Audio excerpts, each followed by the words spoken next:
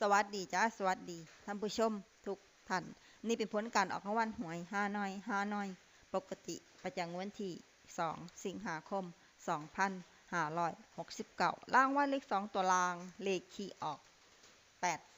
8383รางวัลเลข5ตัวรางเลขที่ออก01183 01183รางวัลเลข2ตัวบนเลขที่ออก0909รางวัลเลข3ตัวบนเลขที่ออก909909รางวัลเลข5ตัวเลขที่ออก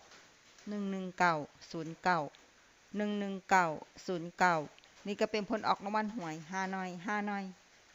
ปกติประจำวันที่2 สิงหาคม 2569ขอให้โชคดีมีชัยถูกหวยฮานอยปกติได้รับเงินกันทุกคนเด้อจ้าฝากไว้เด้อจ้าSubscribe กดติดตามและเป็นกำลังใจขอขอบคุณทุกท่านที่เข้ามารับชมและรับฟังเรามาพบกันใหม่ในผลการออกหวยฮานอยในเวลา 19:30 นาทีในฮานอย VIP สำหรับครั้งนี้ขอบคุณและ